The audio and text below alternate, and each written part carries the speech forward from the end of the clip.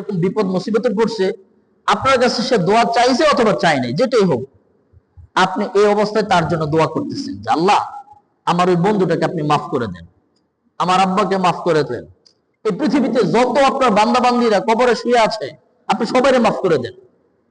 এইভাবে আপনি অবর্তমান যারা অনুপস্থিত এদের জন্য দোয়া করলেন, এরা জানেই না।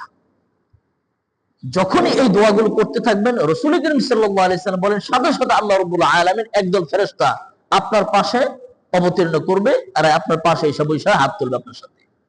হাত তোলার পর এরা আপনি প্রত্যেকটা দোয়া করবেন আর বলবে আমিন। প্রত্যেকটা দোয়া করবেন, এই যে বলতেছেন সব আরেকজনের জন্য, আর বলতে থাকবে আমিন আমিন আমিন।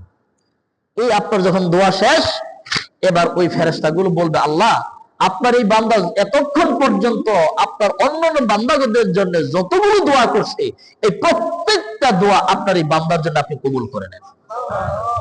তাইলে আপনার জন্য কিন্তু আপনি চাইলেন না, চাইছেন, আপনি চান না, আপনি বললেন সব মানুষের জন্য, আপনার শত্রুর জন্য বললেন, আপনার বন্ধুদের জন্য বললেন, আপনার যে কষ্ট দেয় তার জন্য বললেন। তো এরকম বলতে বলতে সব দোয়াগুলো ফেরেশতারা বলল আমিন। সর্বশেষ তার একটা কথা বললো যে আল্লাহ আপনার এই বান্দার জন্য আপনি প্রত্যেকটা দোয়া কবুল করেন।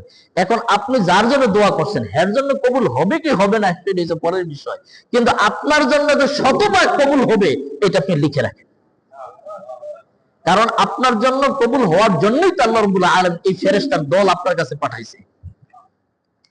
এই জন্য দোয়া করতে কখনোই কৃপণতা করা যাবে না, মানুষের জন্য প্রচুর পরিমাণে দোয়া করবেন। আচ্ছা, নবী করিম সাল্লাল্লাহু আলাইহি সাল্লাম বলেন সূরা ফুরকানের মধ্যে আল্লাহ তাআলা এসেছে রহমানের গোলাম কারা, কিয়ামতের দিন যখন ভয়াবহ পরিস্থিতি হবে ওই মুহূর্তে আল্লাহ তাআলা একটা ঘোষণা দিবে। সবাই তো টেনশনে থাকবে, পরীক্ষার রেজাল্ট যেদিন বের হয়, যারা পড়াশোনা করছেন, বিশেষ করে এই মেট্রিক পরীক্ষা দিচ্ছেন, ইন্টারমিডিয়েট পরীক্ষাগুলো দিচ্ছেন, মাস্টার্সের পরীক্ষা যারা দিয়েছেন, এরা অনুভব ফিল করবেন সেটা। বিশেষ করে মানে মেট্রিক পরীক্ষা যারা দিচ্ছেন, এটা খুব সবাই জিজ্ঞাসাবাদ করে যে কি পরীক্ষা নিরীক্ষা, কিন্তু অনার্স বা মাস্টার্সে যারা পরীক্ষা দেয় এদেরকে তো জিজ্ঞাসাবাদ করে না। তো ওই দিন যে রেজাল্ট যেদিন আউট হয় সেই দিন এক একটা স্টুডেন্ট তারা কিরকম অপেক্ষায় থাকে,